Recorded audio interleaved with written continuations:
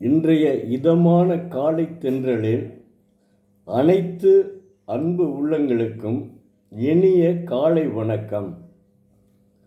நேற்று தவிர்க்க முடியாத காரணத்தால் தினம் ஒரு குரல் சொல்ல முடியவில்லை. இன்று ஒரு குரல், அதிகாரம் 12, குரல் எண் 111, நடுவுநிலைமை. தகுதி என ஒன்று நன்றே பகுதியால் பார்வட்டு ஒழுகப் பெறின். தெய்வப்புலவர் திருவள்ளுவர். அயலார், பகைவர், நண்பர் ஆகிய யாவரிடத்திலும் நடுவுநிலைமை என்ற முறைமை விடாமல் நடந்து கொண்டால் நடுவுநிலைமை எனப்பட்ட ஓர் அறமே போதுமான நன்மையாகும் என்கிறார். நடுவுநிலைமையோடு எல்லாரிடத்திலும் நடந்து கொண்டாலே அது போதுமான நன்மை என்கிறார். நடுவுநிலைமை என்றால் ஒருவன் ஒழுக்கம், அடக்கம், பொறுமை, பொறாமை இல்லாமல் இருத்தல்,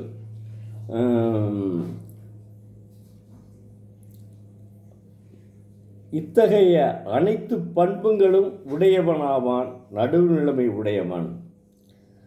அயலார், பகைவர், நண்பர் ஆகிய எல்லாரிடத்திலும் எப்போதும் நடுவுநிலைமையோடு நடந்து கொண்டால் அதுவே சிறந்த நன்மையாகும் சிறந்த அறமாகும் என்கிறார் தெய்வப்புலவர் திருவள்ளுவர். அப்போ அவர் தெய்வப்புலவர் எப்படி ஒவ்வொரு குறளிலும் ஒவ்வொரு புது புது கருத்துக்களை கூறியுள்ளார். அதை நம்ம மறக்கவே கூடாதுங்க.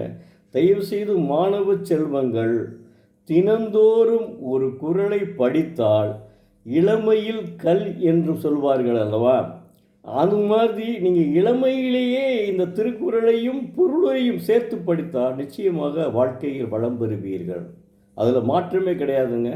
உறுதியாக நீங்கள் மாணவ செல்வங்கள் வாழ்க்கையில் முன்னேறுவீர்கள் என்பதில் எக்காரணத்தை கொண்டும் நீங்கள் மறக்க வேண்டாம். தினம் ஒரு குறள், அலைபேசியை ஒரு அரை மணி நேரம் ஒதுக்கி வையுங்கள்.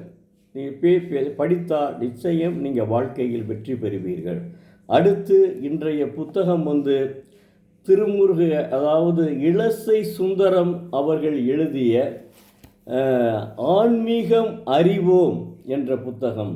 இது ஆன்மீக, தத்துவ, சமூக, அறிவியல் விளக்கங்களுடன் அவசியம் அறிய வேண்டிய செய்திகள் நிறையா இருக்கிறது.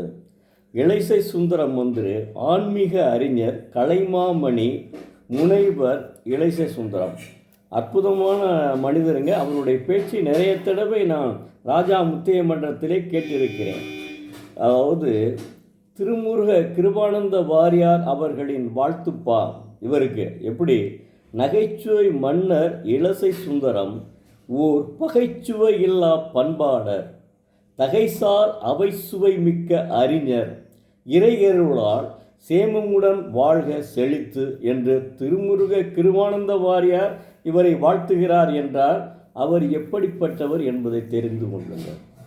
அற்புதமான மனிதருங்க இவர். நான் இவருடைய பேச்சை கேட்டு ரசிச்சுட்டே இருந்திருக்கேன் ராஜா முத்தைய மன்றத்தில்.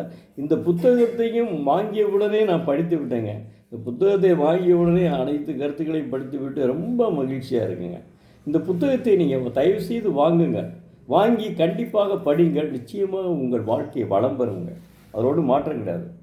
நன்றி, வணக்கம். நாளை மீண்டும் ஒரு குறளை பார்ப்போம்.